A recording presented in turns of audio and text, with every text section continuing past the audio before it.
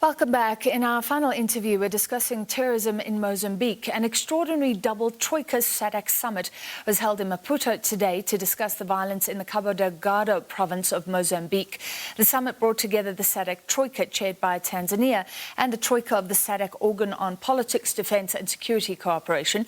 President Ramaphosa headed the South African delegation, including the Ministers of International Relations, Defence, Military Veterans and State Security.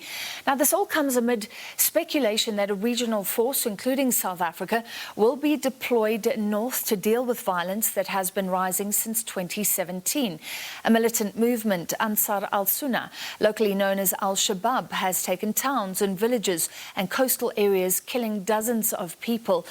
In March this year, more than 100 insurgents launched an attack on Palma, targeting shops and businesses and a gas project. International oil giant Total then suspended its operations in the area. Earlier, a technical team from SADC urged the regional bloc to deploy a 3,000-strong intervention force comprised of land, air and naval assets to help quell the insurgency. To discuss tonight, we're joined by Emeritus Professor in Military Sciences at Stellenbosch University, Francois Frey, as well as Jasmine Opperman, who is an Africa security analyst.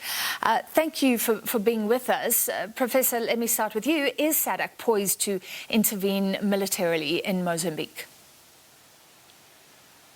Yes, good evening. In a declaratory way, they stated the stance from the technical committee, and that is what is now being contemplated as the suggestion that should go forward for a final decision. And from the South African side, we know that the Minister of Foreign Affairs of Delgado, that she said that South Africa will recommend the military option during the summit that's upcoming or ongoing. And therefore, the military option is definitely on the table. I do know that there are many warnings around that this is not very simple, that the military option is easily to execute, and that the military option is suddenly going to be the be-all to get the situation back to normal in the north of Mozambique.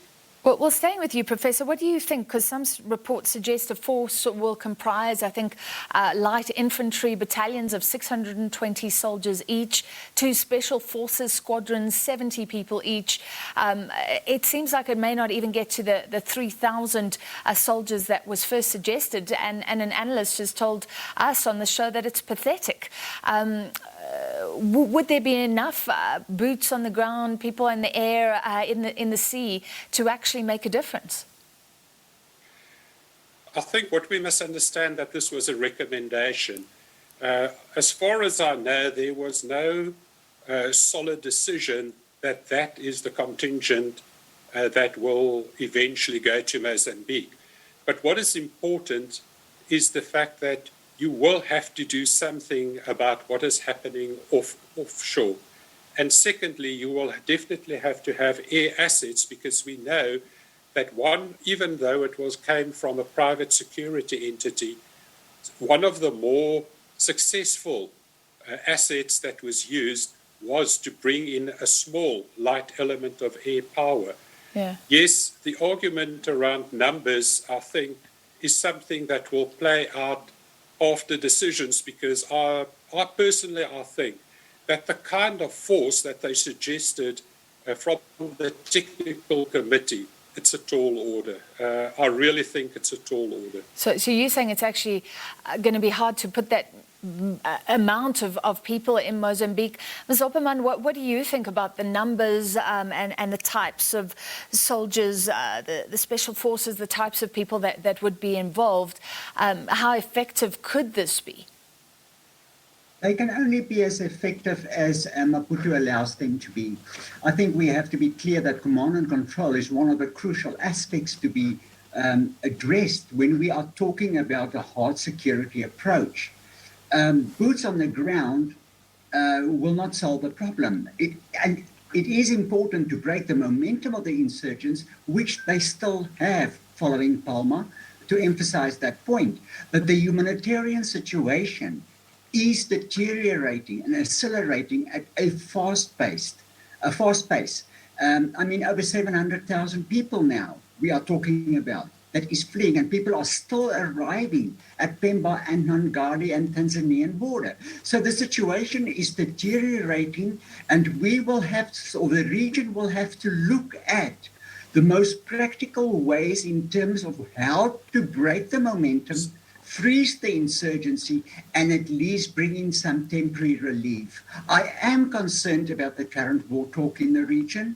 It is not going to solve the problem. We could easily end up in believing that the amount of soldiers will bring a solution out of nowhere, but it will not address the fundamental issues at play in Cabo Delgado. It is just part of a holistic strategy that is now needed.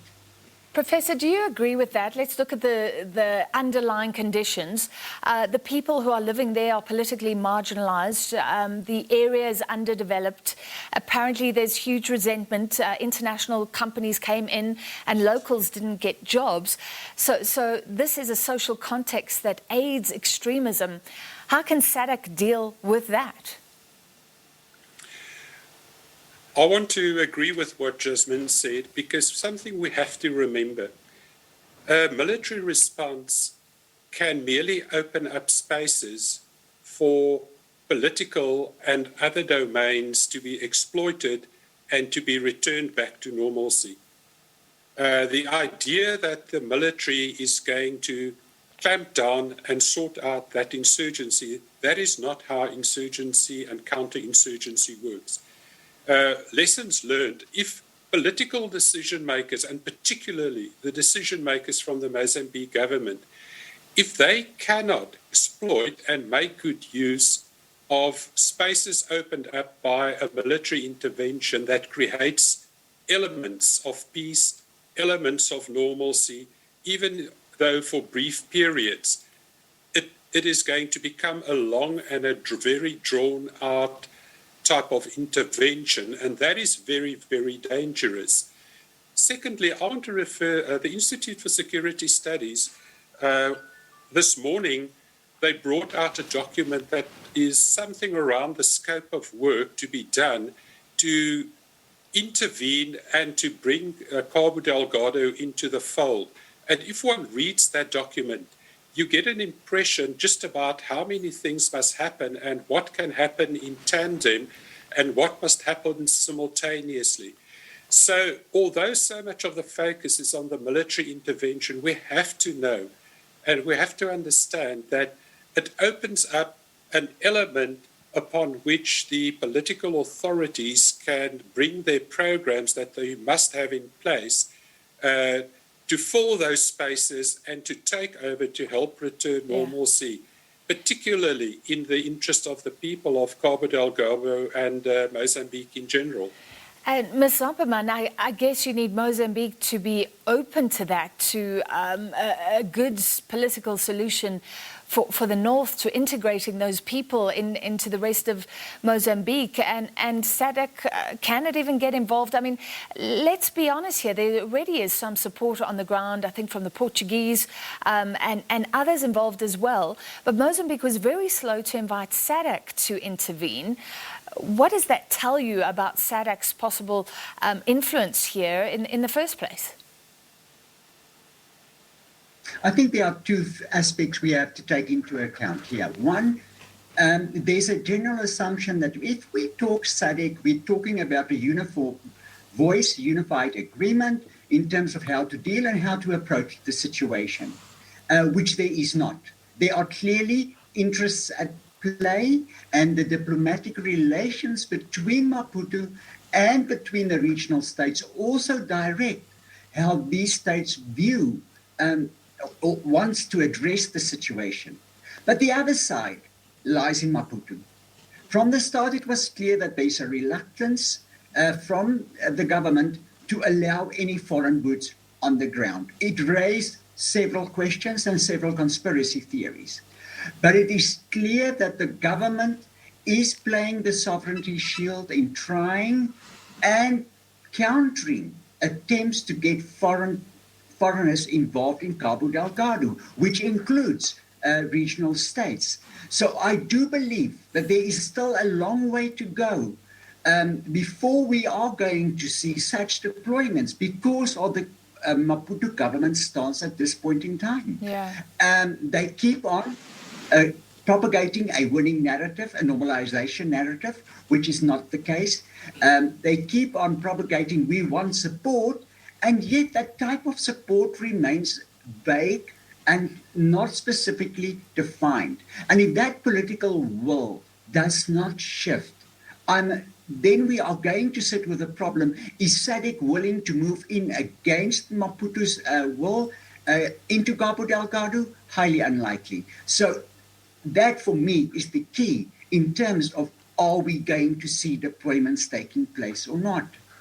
All right, thank you both. Yes, we've got to follow that. Let's see what came out of that double Troika meeting today in Maputo. No details yet, but certainly that'll clarify what SADC is planning and whether or not it has the full support of Maputo. Professor Francois Very, who is Emeritus Professor in Military Sciences at Stellenbosch University, and Jasmine Opperman, a Security Analyst at Armed Conflict Location and Event Data Project, or ACLID.